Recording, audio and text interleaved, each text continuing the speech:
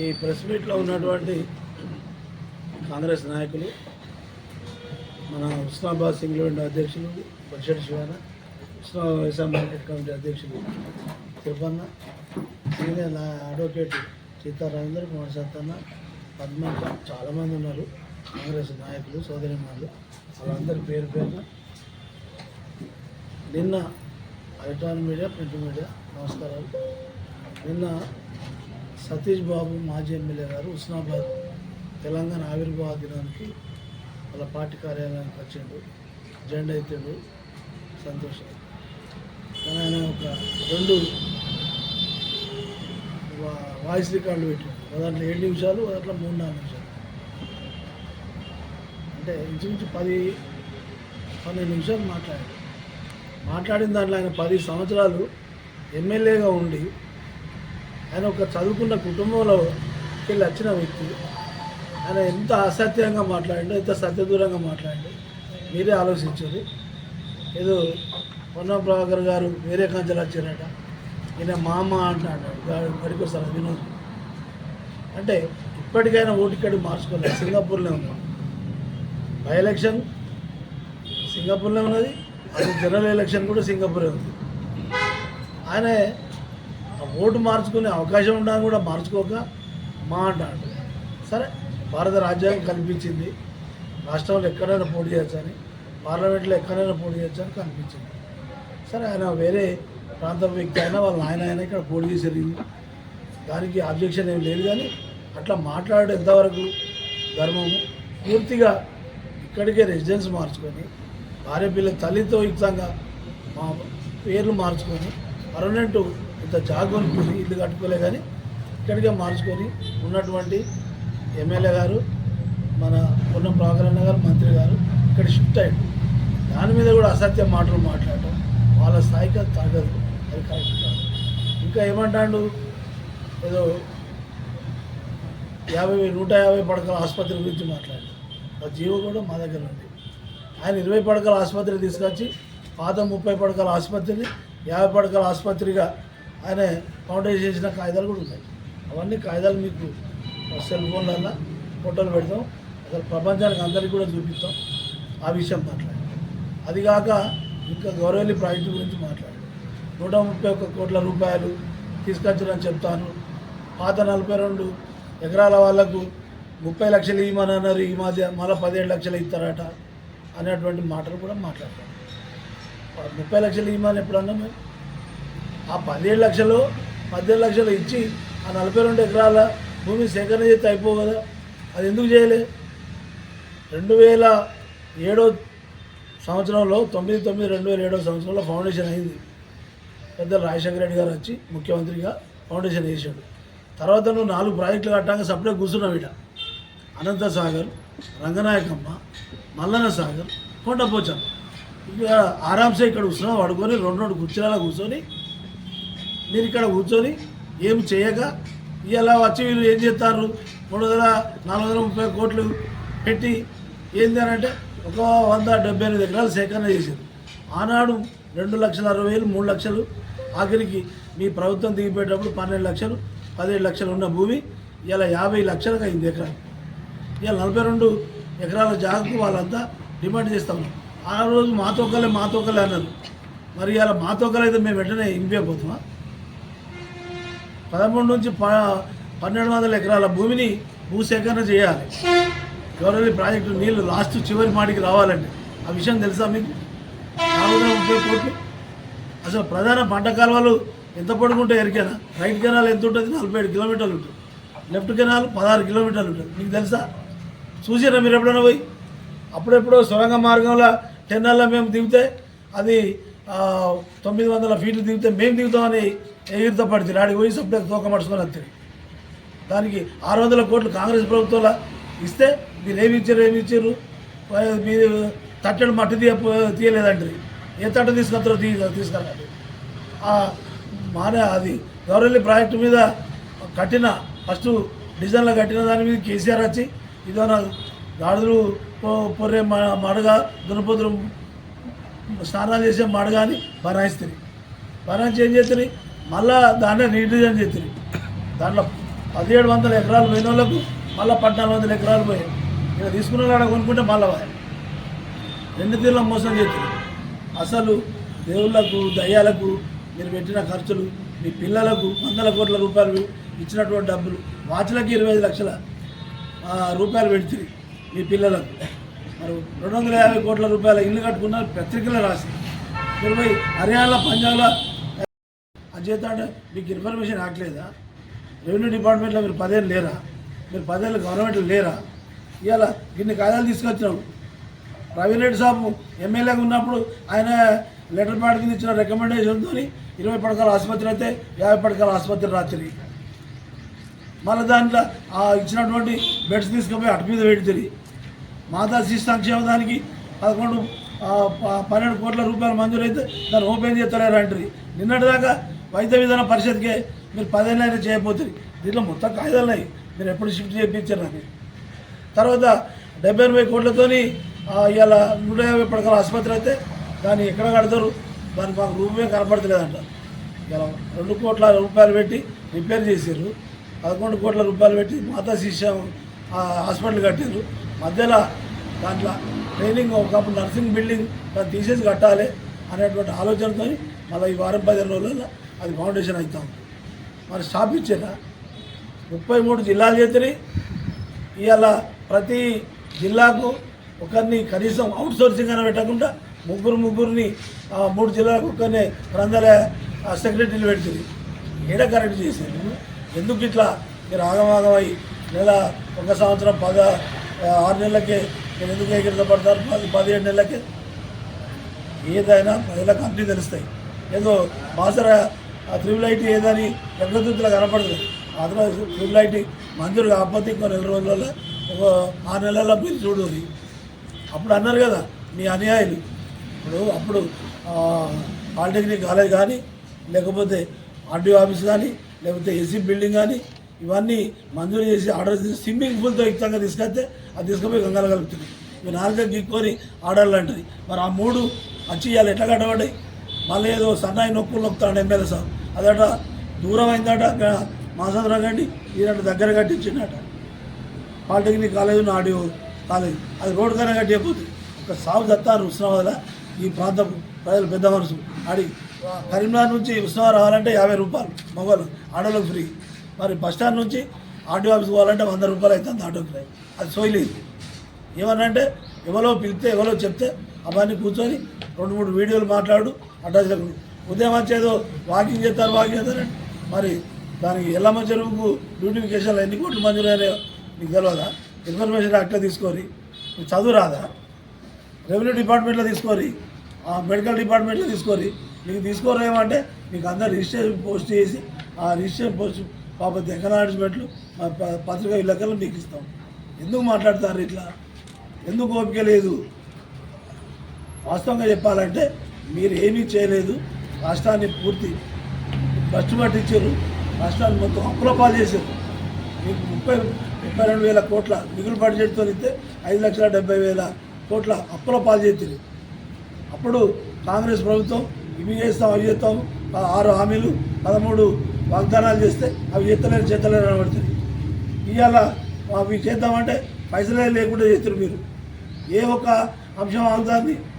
200 యూనిట్ల కరెంట్ ఇవ్వబట్టే, 500 రూపాయలకి గ్యాస్ ఇవ్వబట్టే లోపాయకార ఒప్పందం చేసుకొని ఇవాళ నిన్న ఏమొస్తుంది?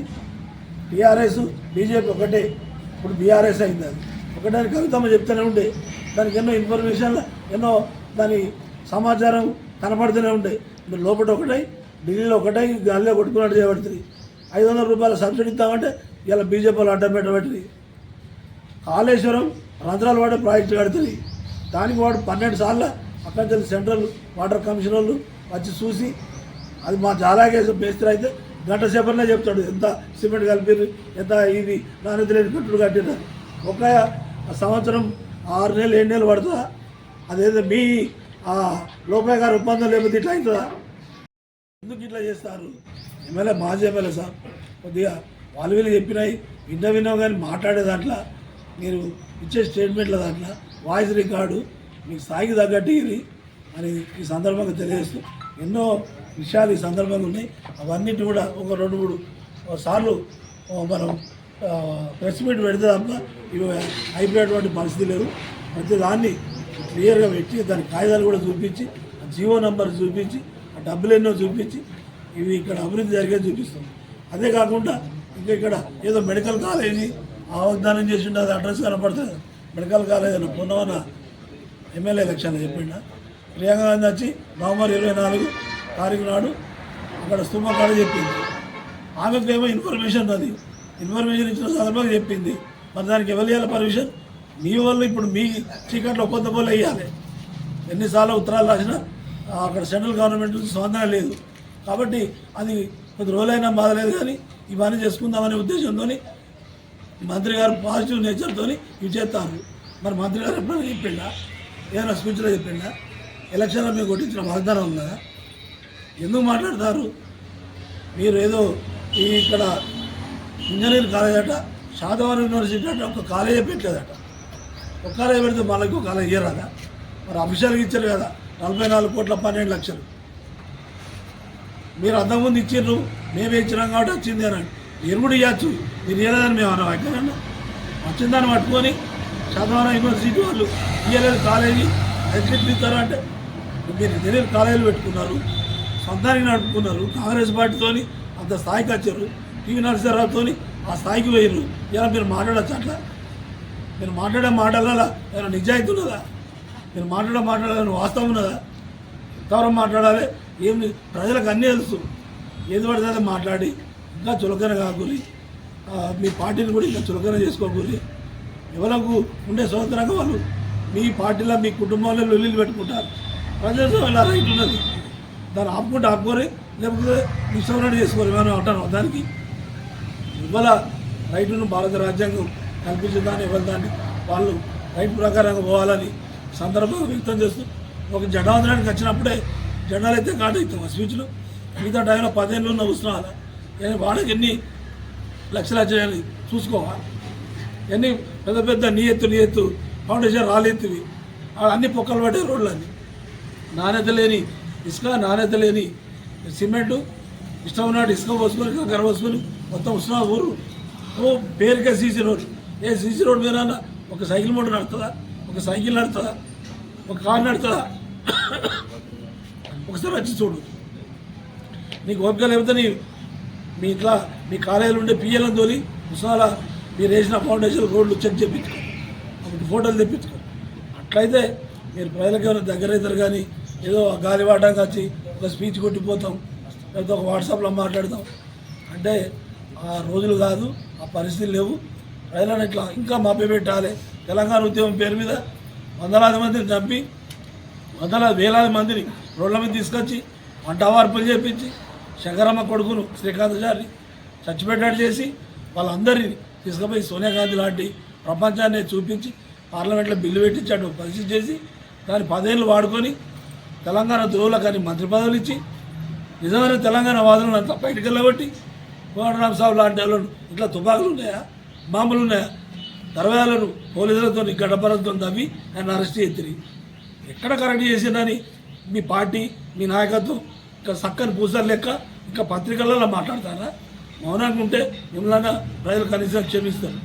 ఈ సందర్భంగా అది మీరు మీ ఇష్టం, అది మీరు ఏమైనా మాట్లాడుకోరు. కానీ మా పార్టీ పక్షాన ఉన్న విషయాలు ఉన్నట్టుగా మీ దృష్టికి తీసుకొస్తున్నాం, ప్రజల దృష్టికి తీసుకొస్తున్నాం అనేటువంటి విషయాలు తెలియజేస్తూ మీ అందరికీ మనస్ఫూర్తిగా నమస్కారాలు తెలుస్తూ, మీ ప్రభుత్వం 10 ఏళ్ళు అధికారంలో ఉంది. 90% సబ్సిడీ ట్రాక్టర్లు వచ్చినాయి. 80% 90% మీకు సంబంధించినటువంటి దళిత మంది వచ్చింది. కృష్ణాలో దళిత మంది ఎవరికి ఇచ్చారు? వాళ్ళు ఇచ్చిన యూనిట్లు నడుపుతారా? మీరు ఇచ్చినటువంటి ట్రాక్టర్లో నిజం రైతులకు ఇచ్చారా? ఇవాళ 3500 ఇళ్ళు ప్రతి నియోజకవర్గానికి ఇచ్చారు. అట్లా 119 నియోజకవర్గాలు. మీ దగ్గర క్యాలిక్యులేటర్ ఉంటే లెక్క చేసుకోవాలి. 4,16,500 ఇళ్ళు అవుతాయి. మొత్తం ఆనాడు ఉన్న ఉస్మానియా నియోజకవర్గానికి 200 ఇళ్ళు. అక్కడ చిన్న అమరకనూరు, హుస్నాబాద్ 43 ఇళ్ళు, మీర్జాపూర్లో 3 ఇళ్ళల్లో ఇచ్చారు. ఇవాళ 3,500 ఇళ్ళు ఇస్తే మా పార్టీ వాళ్ళకి ఇచ్చుకున్నాము, మేమే ఇచ్చుకున్నామని మీరు మాట్లాడతారు. మరి ఎవరు మా పార్టీ వాళ్ళు? ఇవాళ టీఆర్ఎస్ వాళ్ళు హుస్నాబాద్లో ఎవరెవరిలో ఎంతమందికి ఇచ్చారో రేపు పొద్దున్నే లిస్టులు మొత్తం మీకు బయట పెడతాం. నా దగ్గర సీక్రెట్ లేదు.